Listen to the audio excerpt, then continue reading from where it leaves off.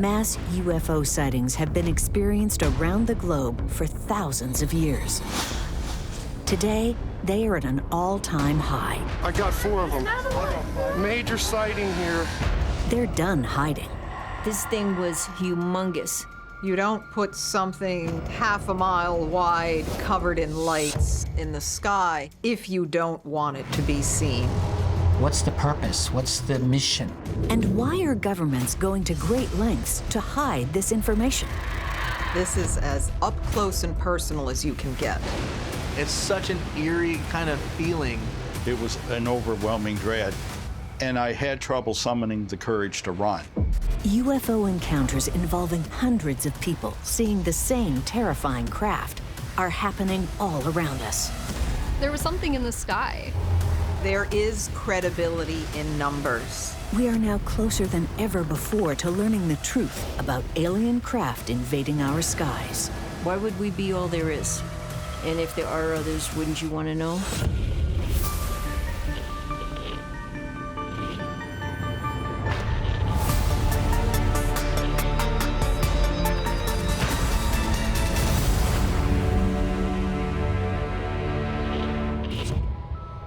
Witnessing a UFO alone is a horrifying experience. Interacting with other beings, other realities that may not be explainable easily triggers fear. What happens when that fear takes hold of hundreds, even thousands of people? I got 4 of them. Major sighting here. Emotions run high. It's like, there's no way I'm seeing what I think I'm seeing. And there's nowhere to hide. I felt like if I would run, it would notice me, and whatever it was going to do, it would do. With a large group of people, you're really not afforded that opportunity to push this out of your mind.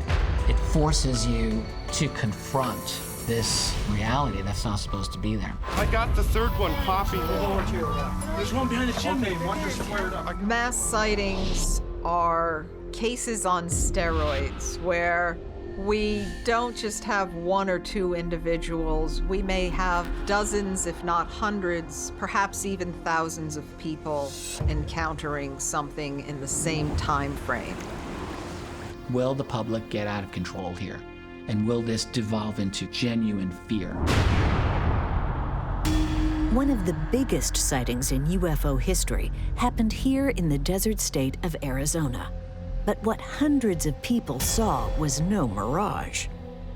This was something phenomenal. No doubt in my mind, it changed a lot of lives. Over the years, Arizona's otherworldly landscape has been a backdrop for bizarre, unwanted, even supernatural encounters. There's a lot of claims that out in sort of the wilderness around Phoenix, you have odd stories of people encountering strange anomalies, allegations of interdimensional portals, monsters, various cryptids. In March 1997, one of the most terrifying encounters yet stops the bustling city of Phoenix dead in its tracks. It was an incredible UFO event that would become known as the Phoenix Lights. I got 4 of them. Major sighting here. There aren't many heroes in this story, but there are a few, and one of them is named Francis Barwood. Francis was a member of the Phoenix City Council at the time, and the only one willing to get to the bottom of what really happened that night.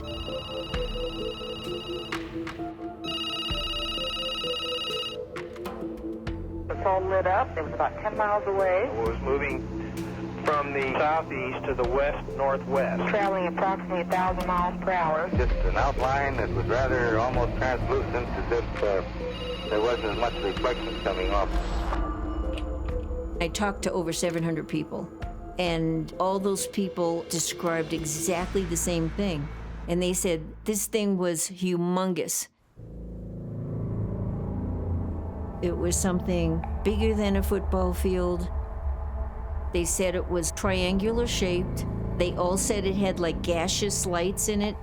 And they said that it was totally silent, a dull gray, and it just moved slow. How can you get that many people to describe the same thing? They went to the sheriff, they went to the mayor, They went to all the other council members, and nobody would talk to them. Here's this mystery that went over Arizona and Phoenix, and I figured I'll get an answer. Frances Barwood asks City Council to launch a formal investigation into the Phoenix Lights incident. But at the time, the topic of UFOs is a hushed secret. After the meeting, one of the city managers came over to me and he said, "You shouldn't have asked that question." And I said, "Why?" And he said, "Because the mayor told everybody not to talk about it." Pressure was on her not to pursue this. And this is not the only time that this type of thing's ever happened. You're gonna open a door and you may not know how to close that door. You may not be able to answer the questions that you open up. Frances isn't the first to encounter a UFO sighting kept under wraps. This has been happening for decades around the country. New Mexico is certainly, I think, a special place in the history of UFO lore and also in the history of government secrecy. One of the earliest mass sightings on record, now known as the Farmington Armada, reveals these shocking truths. Hundreds and hundreds of people saw hundreds of UFOs over their town and in the general vicinity. These were spherical or oval-shaped objects that were intelligently maneuvering across the sky. It had to be one heck of a show for the people on the ground. There are a lot of sightings by individuals with fairly good perception of lights moving in the sky, objects seen during the day that didn't seem to be balloons and stars and aircraft, seemed to be something else. These sightings really weren't investigated. There was that concern that the public might react with mass hysteria if they even thought that extraterrestrials were real. Nearly 5 decades later, Frances Barwood finds history repeating itself with the Phoenix Lights sighting. Why don't they want to know what this was that went over Arizona and over Phoenix? No. They're lined up in a pattern, man. There's geometry behind this. I think there's a lot of fear, so I think there's then this desire to ignore it altogether. But for those who saw the chilling event, the haunting memories are impossible to ignore. Among them is the Lee family, who shared their story on the local news. You just didn't know what to do. You know, it was just like, my God, how big is this thing? It was a giant V, all right? And the right side of the V went over us. The left side was like a couple blocks over it. I can't imagine what it must have been like to be in Phoenix on that day and having these things hover right above you for a long time. Footage of the mysterious Phoenix Lights finally surfaces, validating hundreds of terrifying truths that Frances has been hearing from eyewitnesses. Whoa, look at them all! I got that one on video. There's just 4 of them. Look at there's 3 of them all together. I was watching these videos and I called my husband. I said, "You need to see this." No, over here there's 4. Holy. Oh, you guys. No. That was a rude awakening. Something happened. It was not ours. I want to know whose it is. And I think everybody else that has seen it or heard of it, they all want to know too. The massive object didn't look or behave like anything from our planet. We're not hearing the sounds of any propulsion. There was nothing. There was absolute silence, which is unnerving. I think people must have felt like they were in an otherworldly experience altogether. Everybody must have been affected very deeply by the experience. And what you have there is a massive string of lights, maybe a mile, over the city of Phoenix at night. Stationary, solid, not moving. It's like, what could this be? With so many witnesses, there's only 2 possibilities. Either what was seen was truly unexplainable, or it has an explanation because we know something was there. They're not crazy. The Air Force came out and said that they were running exercises and operations And that's what people saw after the incident. That particular night, they flew 8 A-10s out of Davis-Monthan Air Force Base, taking off about 8:30 at night. To me, that's just the most lame attempt to explain it away. It's like, you know, the military baked it, the press served it, and the public ate it. Haunted by the voices of more than 700 witnesses, training flares are not an explanation Frances Barwood is ready to stomach. It's still puzzling to me because why did everybody act like sheep? And, you know, it's okay, we won't talk about it, you know, so they didn't. It's like, why?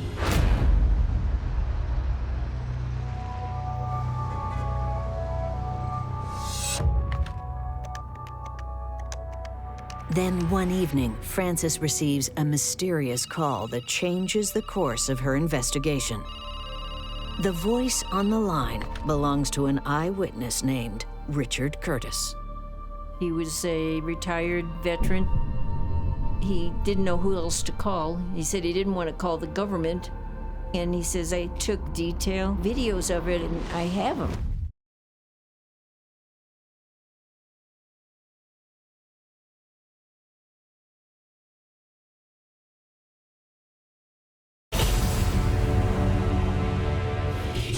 We've entered a new era.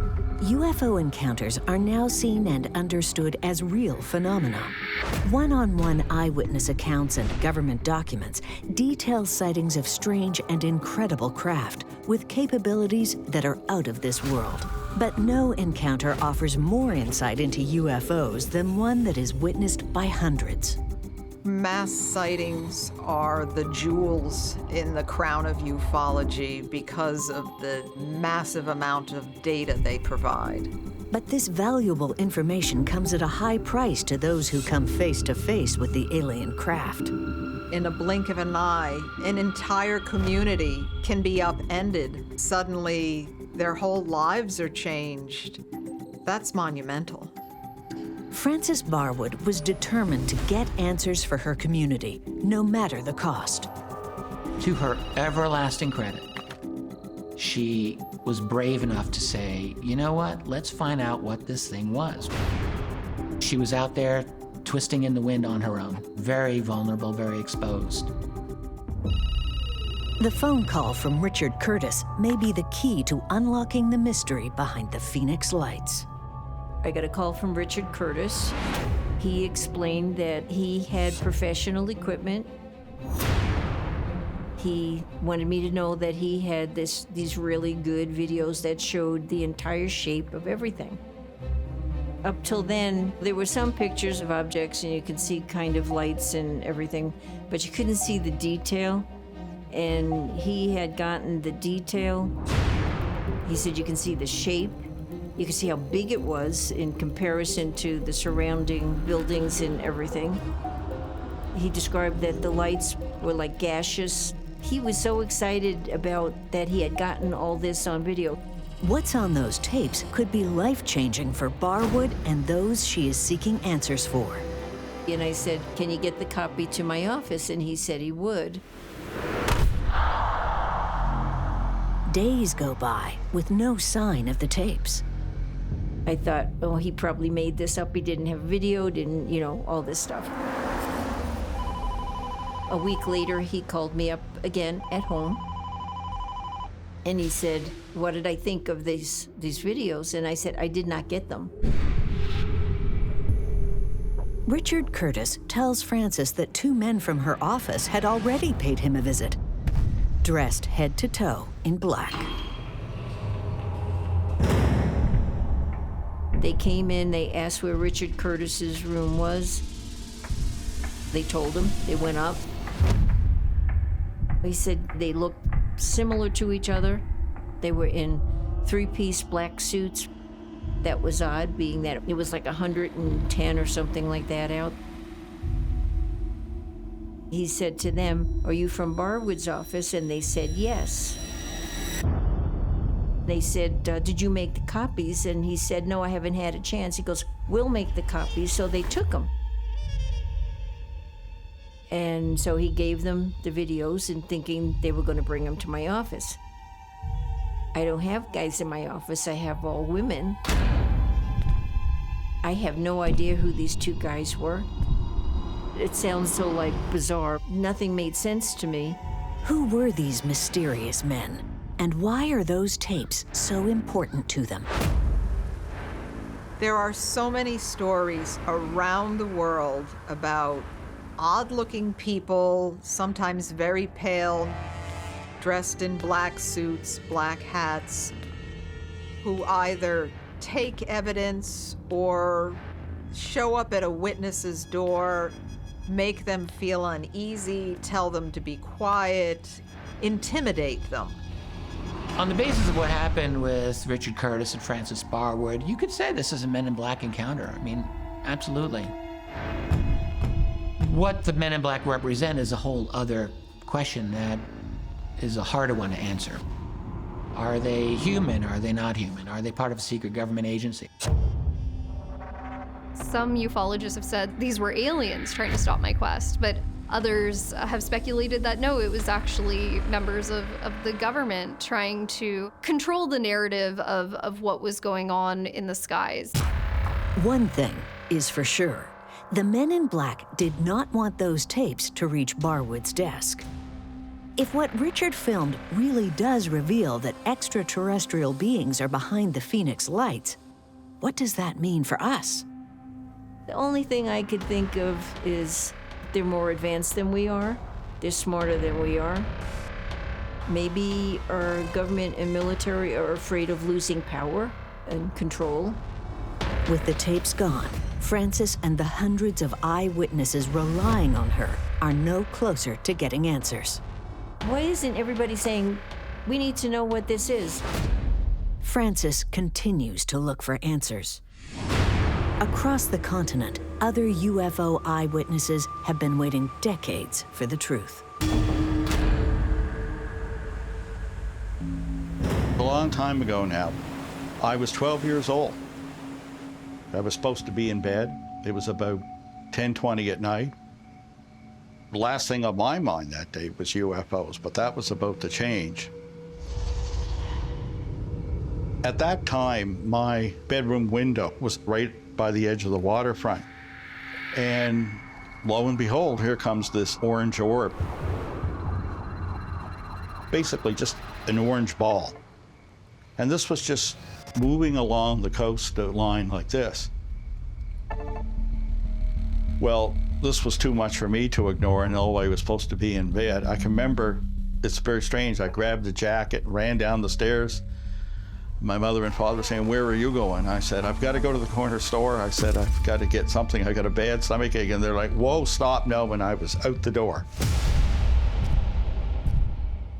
And I ran down the hill to the waterfront, which was just a few blocks away from our residence. And that's when the fear hit. You look around, you realize you're totally alone there on the waterfront. And, you know I'm already in trouble when I go home. And now there's something I can't understand coming closer to me.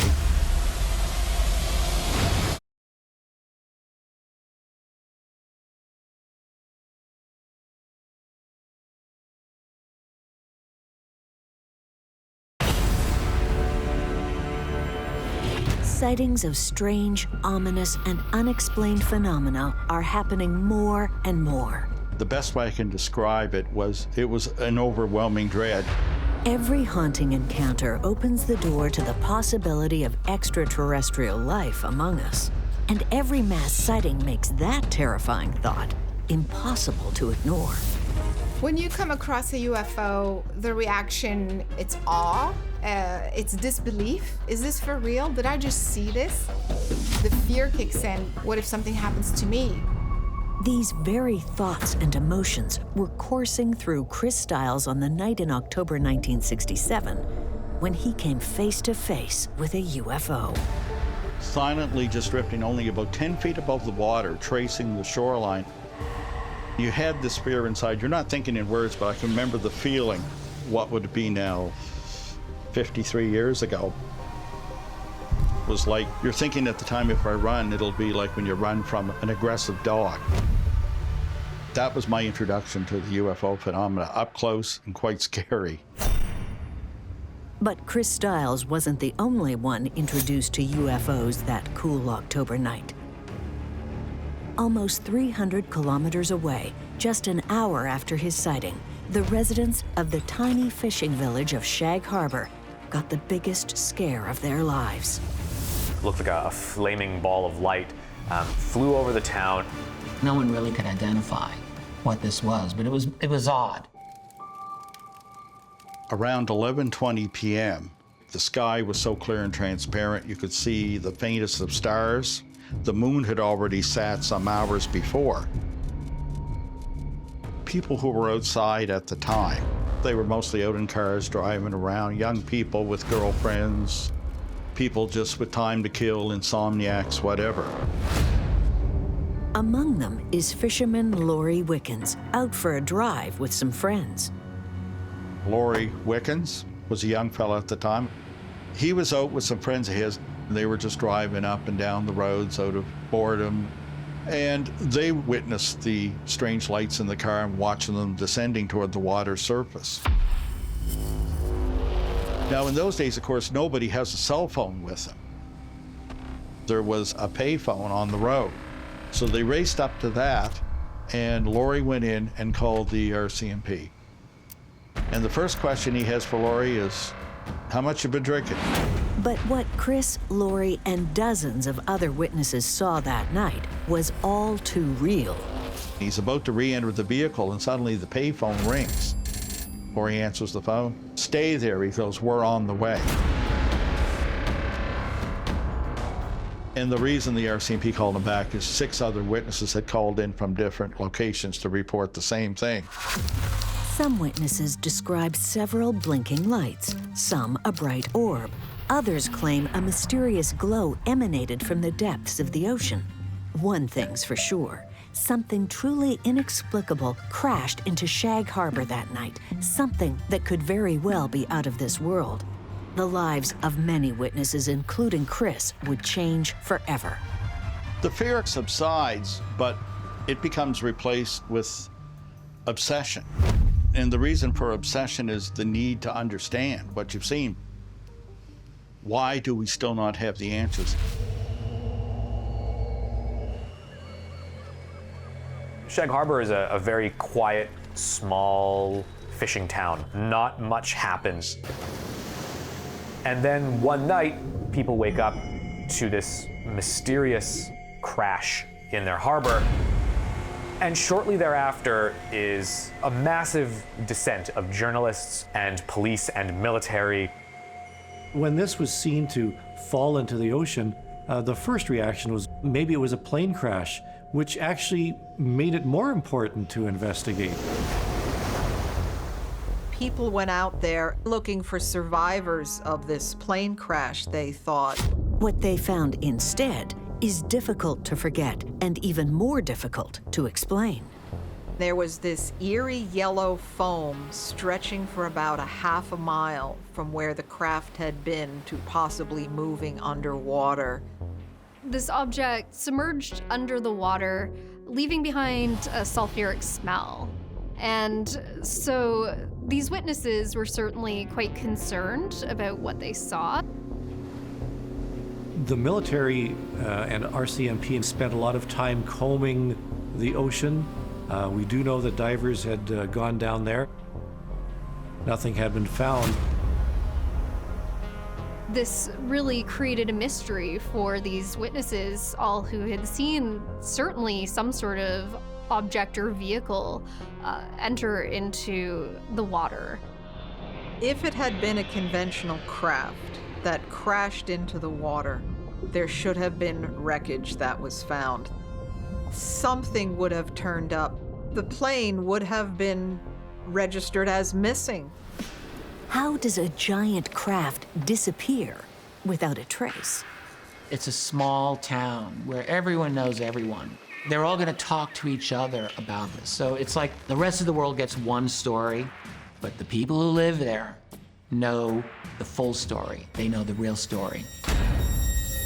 And the real story is a haunting one. The strange foam on the water's surface, the piercing smell of sulfur. Locals start to wonder, what was this craft? There's many different kinds of stories about what this object may have been. If this was an alien craft that fell into the water, that could then move under the water to different locations, and that's why there was nothing documented or recovered. Some people in the area swore that under cover of darkness, something was taken out of the ocean, loaded onto a flatbed truck and covered with a tarp and driven away. Further stories that something was actually found under the water but had moved further away from Shag Harbor to an American military base, suggesting that there was some activity going on underwater as well. What exactly was going on, we don't know, but we do have the evidence and the documents to suggest that something unusual occurred at Shag Harbor back in 1967.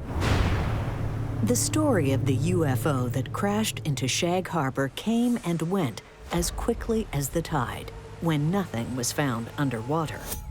But for those who saw it, out of sight is not out of mind. When I got the call from my grandfather in Shag Harbor, I remember him telling me some people didn't go to bed for days. They thought something might come and fall on their house or their equipment or the fishing boat. And I can remember thinking, well, I couldn't believe that nobody had spoken to all the witnesses and pulled the responses together. And I thought, well, I could do that. In 1992, Chris Stiles dives deep to uncover the origin of the mysterious craft that left him paralyzed with fear as a child. Nobody was even aware of Shag Harbor whatsoever before I began re-investigating in 1992. Chris Stiles went out to try and track down exactly what happened. He really ferreted out the information and talked to the locals and put together a case far better than anything that the government ever did. They got more government documents relating to Shag Harbor than, I believe, any other downed UFO incident that we have on record.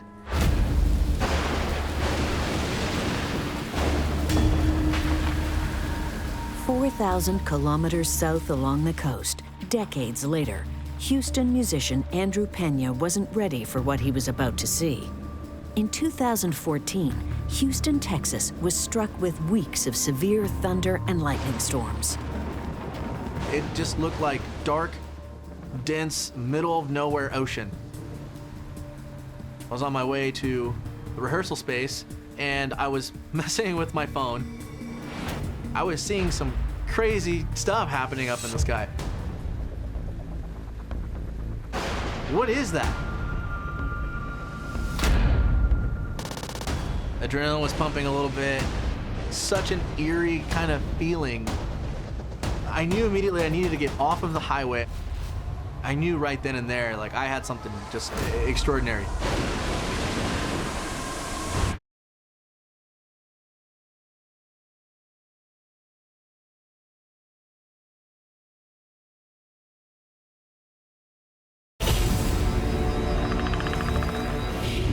They had close, personal, and horrifying encounters with unidentified flying objects.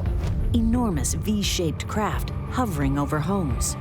I can't figure it out to this day. Bright orbs illuminating stormy skies, and suspicious lights disappearing underwater. The fear had an effect, and it stayed with me. These terrifying experiences leave behind little tangible evidence and a lot of emotional eyewitnesses searching for answers. I was just like, there's no way I'm seeing what I think I'm seeing.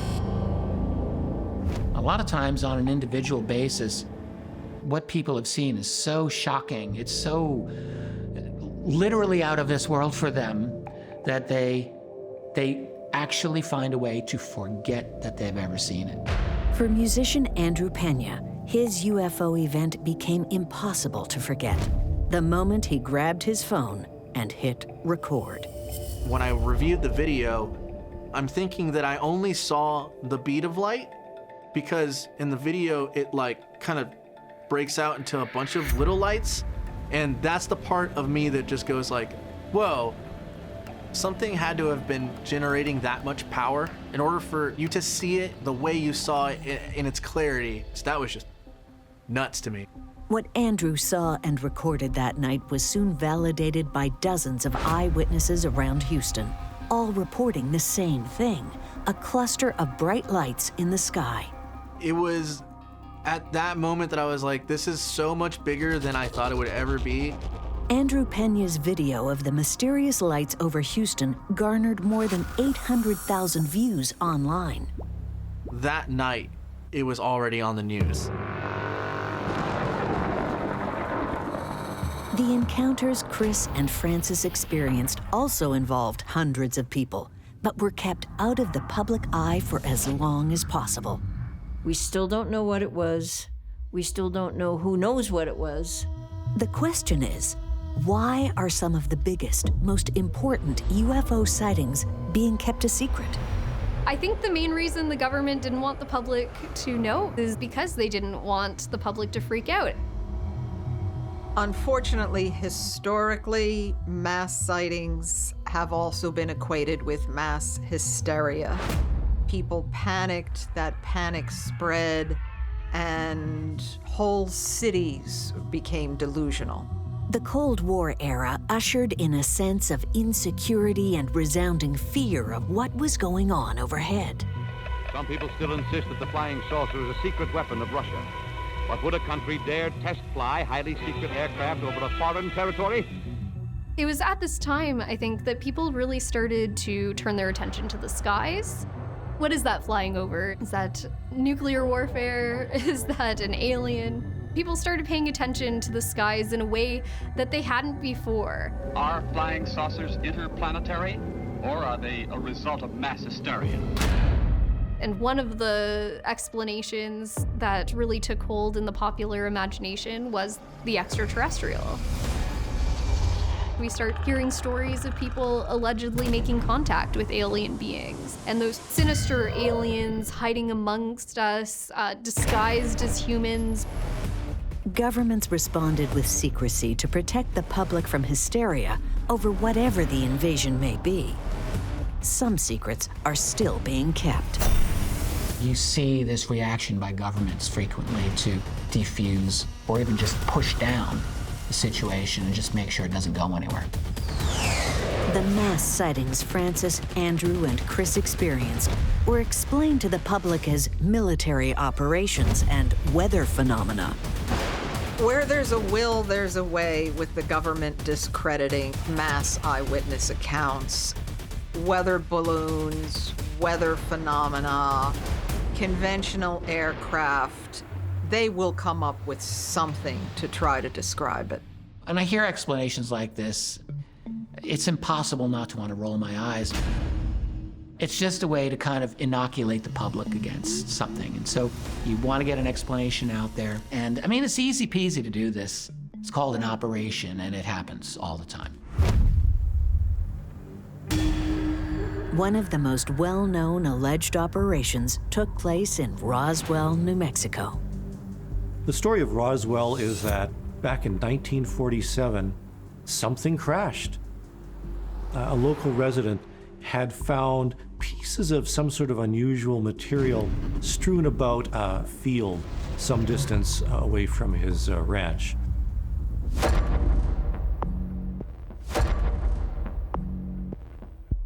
A news conference was quickly held to show that these pieces were really nothing other than some sort of balloon and radar targets. Nothing to worry about, folks.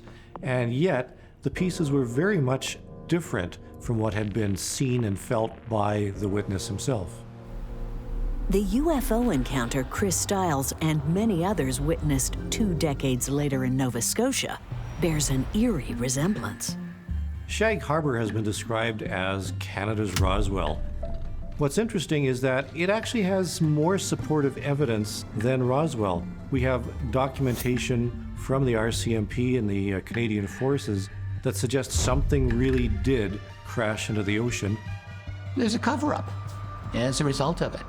That is the case with Roswell, that is the case with Shag Harbor. Something important happened at Shag Harbor, without a doubt. Chris Stiles is determined to find out what that something was, and he may finally have a break in the case. I talked to the divers of the Fleet Diving Unit. They were like, well, you know about Shelburne, don't you? You know, that's the real story. Shelburne County has a curious history before that time of anomalous events. Everything from sightings of sea monsters to sightings of Bigfoot. While a very public investigation was taking place at Shag Harbor, up the coast at Military Base Shelburne, a secret operation yields a shocking discovery. What the divers told me was when they went down, they found a second UFO in the seabed and that it was rendering assistance to the other one. And the two divers that spoke of this actually claimed that they saw beings in the water doing this. And I'm like, whoa, whoa, whoa, whoa, guys. And suddenly, I was kind of overwhelmed. One of the underwater naval photographers, according to the other officer, shot at least 400 feet of film. As soon as the footage was brought to the surface, divers were instructed to hand it over. And of course, none of them ever hear back about what they filmed or what they saw. What happened to the film shot by those divers? And are the men in black behind its disappearance?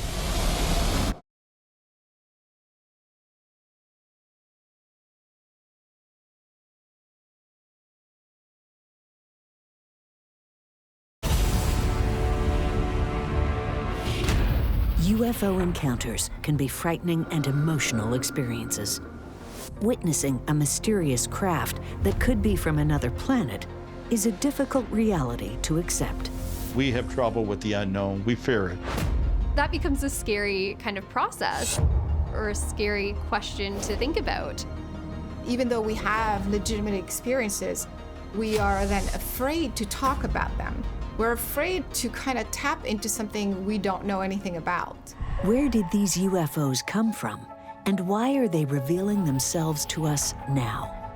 I have no idea why extraterrestrials would want to show themselves. It doesn't make any sense to me. Another one just showed up. Whoa! Did you see that? No, those are in the sky. It picked the most populated pathway that it could have possibly picked. So obviously, they wanted to be seen. But seeing them seems to have dangerous consequences. Missing film from divers at Shag Harbor. Footage of the Phoenix Lights taken by men claiming to work with Councilman Francis Barwood.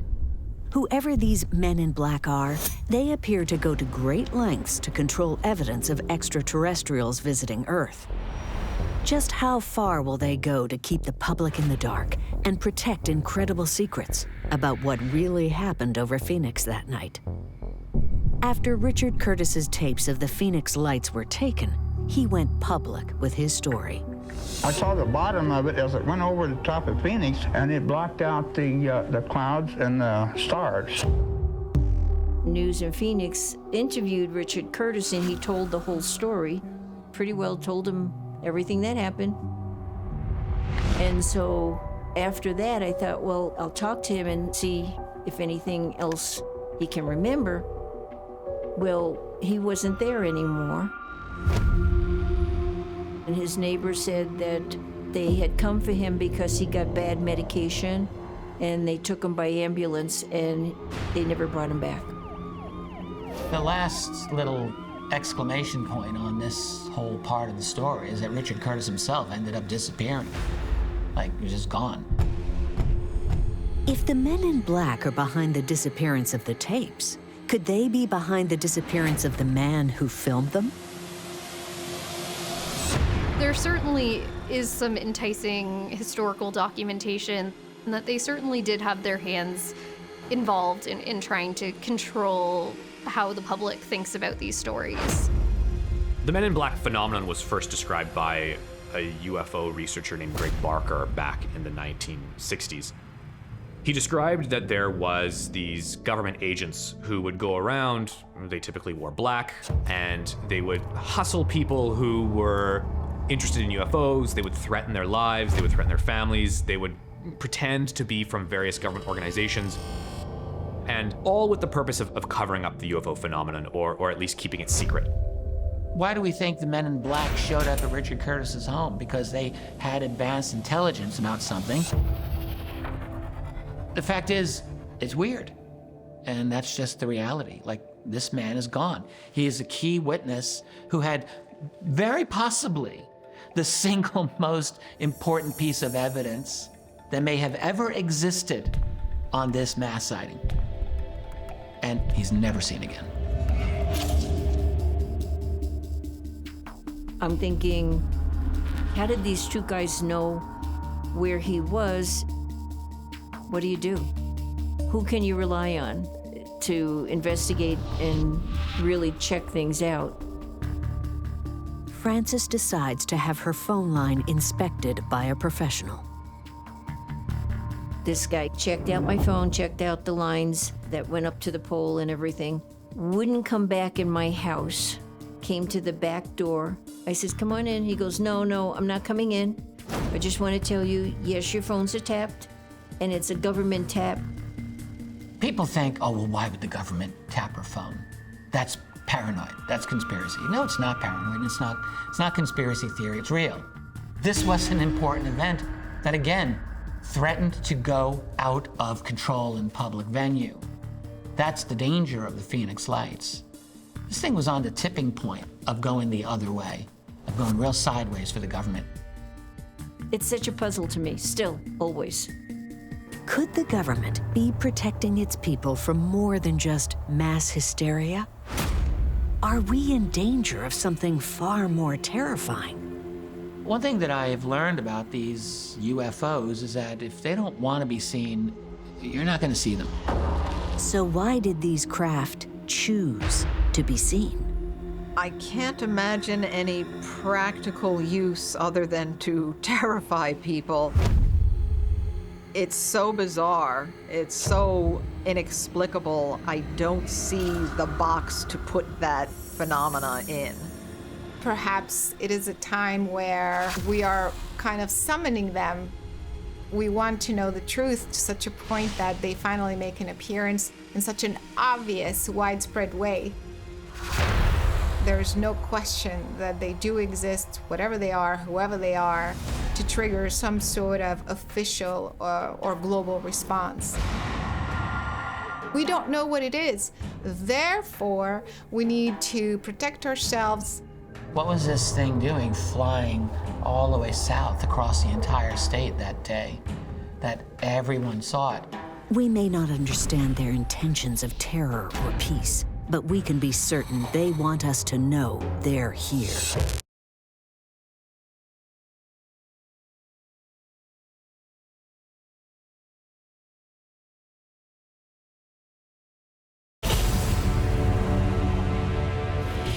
We're entering a new era in UFO understanding and acceptance, validated by incredible mass sightings and driven by the chilling, deeply personal encounters of those involved. When the rubber meets the road and when you are confronted with the fact that this is actually real, and there's someone who's here that's not supposed to be here, that can scare the hell out of a lot of people. Today, we're finally addressing this subject from a political perspective. And all the folks that have been reporting experiences for years and years and years are finally being heard. With the recent release of the Pentagon's investigation into UFOs, we are finally ready to acknowledge their existence and start asking the right questions. My theory is we're probably being observed. I do believe, at the very least, in my own lifetime, we'll be able to decipher a little bit more about what we're experiencing. With a wealth of testimonies from mass sightings, scientists are getting closer than ever before to learning more about the UFOs visiting our planet and their intentions.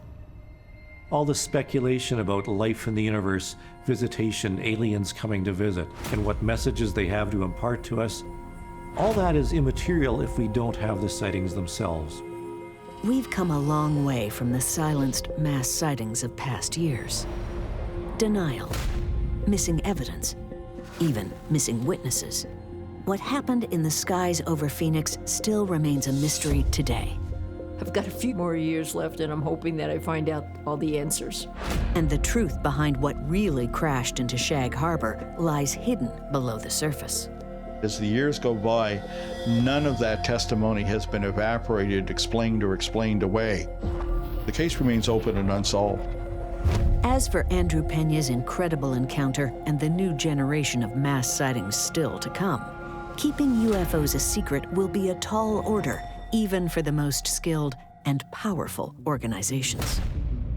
We're going to be seeing more mass sightings. To me, it's an inevitable phenomena. To me, it will always keep happening. In our age of social media, videos or photos spread like wildfire across the web. The strength of hundreds of UFO witnesses coming together to report a single sighting is undeniable. Combined with the ability to share these encounters, the truth is unstoppable and change is inevitable. It's really just opened up a huge Pandora's box in my own mind. I didn't realize how involved it would end up being. I've had some really bad times and death threats and stuff over the years. I don't regret it at all. This experience is essentially like with me 100% of the time. That never leaves me. Whatever it is, wherever the answers come from, once we know we're not alone, we'll have such a greater sense of the significance of these things, of our place in the universe, and just how it works. It's still fresh and exciting to me, and I'll never give it up. Hopefully, at some point in my life, we get the truth, and we get proof of the truth.